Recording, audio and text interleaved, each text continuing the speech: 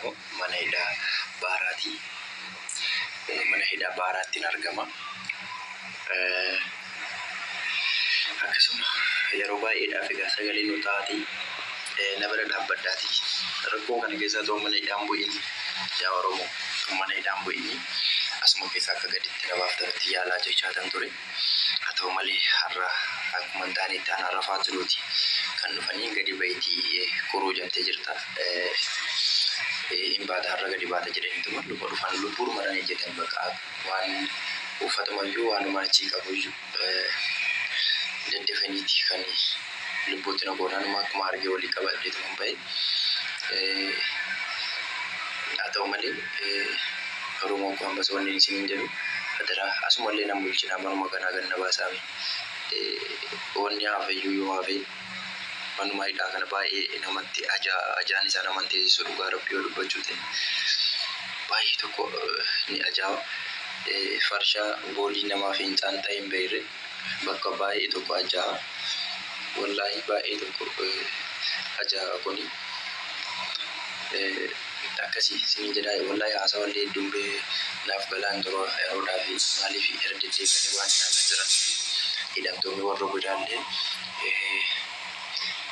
injeeqaa jiru maaliif waan jarri waan rakkatan tokko tokkotti himachuudhaaf ta'e hin beekne malee innaa akkasiin isiniin jedha galatuma sheerraa godha Rabbi Rasuuleedhaati akkas nan bulchina. Kennuufii dadhabdan taanaan aanin isin argitan hiyyeessi kun arsii keessatti yoo lafa hin kennisiifne diqaaladhaan waa takka uummanni kennallee nan jaalatu dhageettillee hin qabu dandeettillee hin qabu na amana. Maqaa ofiin balleessinaa daa'ima xiqqaa kan Amaarayyuu Adaanech Abeebee kunoo wanni irraa Bahardaa irraa fiddee kennite ilma keeti dhiiga keeti gosa keeti balbala keeti min shigiraallee maaliif garaa walitti jabaatan qoy munir muyitii qabadhu wixuuti nyene soo kanaafi nuti amma ka barbaannu mucaan akka galettis galu hin gala homaa rakkoon qabu hin gala turus dafus wadaagarii gabaan mucaan kun gad dhaabbatuu qaba. Kuma dhibba lamaa kana bakka fuunee irraa kafallu hin qabnu mootummaa hin qabnu nama hin qabnu lafa hin qabna lafa haadhaaf abbaa isaati rakkoo miti kaare meetira 440 shinaat situt nutu mana irratti ijaara isin kennaafi nuti mana irratti ijaaruuf yaadadhabnu kun dhimma siyaasatii miti dhimma namoomaati dhimma namummaati dhimma dhiigomaati dhimma waliin jireenyati siyaasaa miti jechuun kun ilma keessani ilma kenna obboleessa kenna isinillee karaa mootummaatiin achiin nu gargaara. Nulle obboleewwan isaa waan dandeenyu shilingii qabnurra sagalee qabnurra bira dhaabbanne mucaa kana gadhaabna. Mucaan kun nama umriin isaa 19 22 caalu mucaan kun daa'ima xiqqoodha bar. Nama ilma kiyya ta'u bar. Warra as keessa jiru kanarra anaayyuu edaa kiyya afraffaa sadaffaa yookiin ilma kiyya ta'uu danda'u bar. Mucaa fiigee quufiin kana uffatee garaa hin qabne dalagatee kiisaa hin qabne fuudhee jaartii hin qabne dhalee ilmoo hin qabne haadha abbaa ofiitii ergamee hin quufin waan barbaadu hin godhatin daa'ima xiqqaa ujijjiira haadha tiyya gargaara jedhee ayyaana waggaa irratti waa ergaaf jedhee miila lamaan isaa dhabe jechuudha. Miila isaa lamaan dhabet dhugaa dhabet dhiiga dhabet haqa dhabe miila lamaan dhabe በጣም ያሳዝናል nama gaddisiisa isa dhugaa Rabbi nama gaddisa በጣም ነው ያዘንኩት baay'ee gaddan waan kanatti haa ta'e munir Kenya Mubaariki akkuma waliin beeknu yeroo darbe sirrii deddeebiidhaan isiniif dubbataa turre ammas immoo achi fuudhamee hama mana yaalaatti fuudhanii gara mana hidhaatti dabarsaniiru manni hidhaa inni jiru poolisii warra yookaan shurxaa warra gaafa duraa dhimma isaa kana isa geesse achi gaa'ee dhimma isaa kana qabe waan ta'eef warra manduubaa fi yookaan immoo bakka bu'insaan Sheenajiibii fi Nuuree namni jedhamu bakka bu'insaan kennamanii har'a inni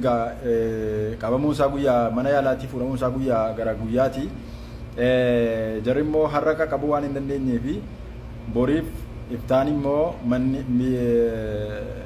biyya kanatti akka xinnaa guddaa biyya keenyaati jechuudha guyyaa iraftiiti waan ta'eef akka jedhaara nutti guddaa dhaqnee dhimma isaa kana ni ilaallaa ni baafnaa jedhaaru ammoo as keessatti wanti sirriitti hubatamuu qabu jarri mana yaalaatti fuudhanii geessan kuni birrii irra jiru yookaan birrii inni mana yaalaatti yaalame sana kaffalchiisuuf immoo biyya galchuuf kan jedhu wanti hamma yoonaatti adda bahee hin jiru hamma guddaatti eeggannee guddaa waan adda bahee irraa kaanee osoo dubbannee gaariidha hanga guddaatti otuu obsinee eegne dhugaa rabbi dubbachuuf mana yaalaa sana keessatti mucaan kuni hanga ta'e wayii sila sigaa namni gaafa qaama miidhamee jireenya gaariidha jechuun hin danda'amu haa ta'uti jireenya gaarii hamma jedhamu tokko jireenya baroo jiraataa ture kana gaafa jennu qaama keenyaan neechitti argineeti hamma immoo shintibeetiin mana sanaallee manniidhaa inni jiru kun kursii irra taa'anullee hin qabu mucaan kun miila hin qabu shintibeetii lafaatti bahuun immoo hagam akka ulfaataa ta'ee tilmaamuun nama rakkisu warri qaama qonsilaas taatan warri dhimmi kun hundinuu isin ilaallatu mucaa kanaaf gargaarsa hatattamaa gootanii fi mucaan kun achi keessaa akka gadi bahee yoo dhimmisaa kan hin yaalamee dhimmisaa kan wanti furmaanni argamu jiraata ta'e furmaatatti barbaadu yoo furmaanni immoo hin argamu kan jedhamu ta'e tikkeettii irraa kunnaan mucaan kun biyya galee rakkatus qannaamus biyya isaa jiraachuutu irra caalaadha isiniin jechuun barbaada haga sanaaf nu eegaa jettanii haga sanaaf isin eegna egaa achi booda mucaan kun guyyuma lamman kan immoo akkamitti akka achi bulu Allahu alam rabbiif isatu beeka rabbiin egaa akka cabsatu tokkolchaa guyyaa lamman kana rabbiin akka ta'etti si haa bulchu achi booda garuu jarri kun dhaqxanii akka dhimma isaa laaffiftanii ilaaluu osoo hin taane xiyyeeffannoodhaan gad-jabeenyaan mucaa kana bira dhaabbattan isiniin jenna haga guyyaa lamaa isin ennaa guyyaa lama booda garuu dhimmi isaa waan inni irra gahee hawaasaaf akka ifa gootan mucaa kana akka achii baastan isiniin jechuun ruwaannaa ulfaadhaa fayyataa. Guyyaa meeqa isin baruuf ta'eeti? Maqaan keenya? Dubbadhu malee? Siif deebisiisiin maquma taaneeti yaa mimmee Zeenabaa jiin. Katija eenyu maqaan kee? Dhageessaa? Faatuma maa maqaan keellee maa dhoksitaati? Barnuti siif jenneeti barka asirraa dhaabbachuu jiru guyyaa meeqa qabdaa si amma shaarii kanarra gara biyya kan keetii nagaan galuu feetooti? Yoo maallaqa si dhawwatanii jiraatanis yoo rakkina sirra geessisanii jiraatanis hin qabaman jarritti dhufte kun akkanatti namni isaan dhiisu hin jiru biyya seera qabeessa jirta laa si gala miti akkanatti mirgi kan keessa sarbamee akkanatti diidarratti namni si gatu hin jiru. Kanarra maal kun si baasu maqaan kee himattee bakka dalagaa keetii himattee akkasitti mirga kee si kabachiisamee maallaqa illee si dalagsiisan baatii meeqa ta'e dhugaa dhuftee biyya kana? Dubbadhu malee?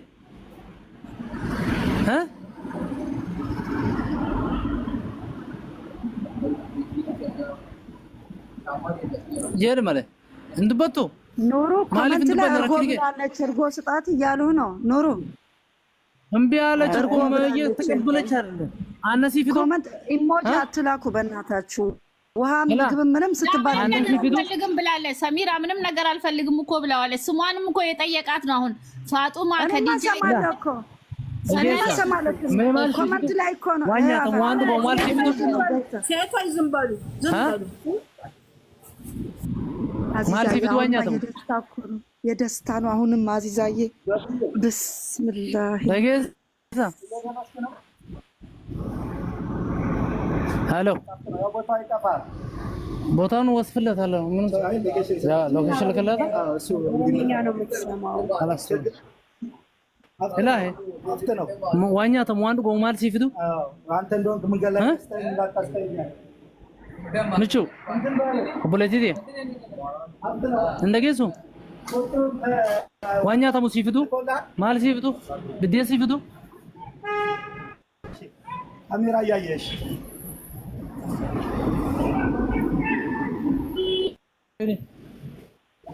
እዚህ ቦታ ላይ ሁለት ቀን ነው ምናምን እያሉ ነው አሁን እዛ አካባቢ ያለችው ልጆቹ ያሉት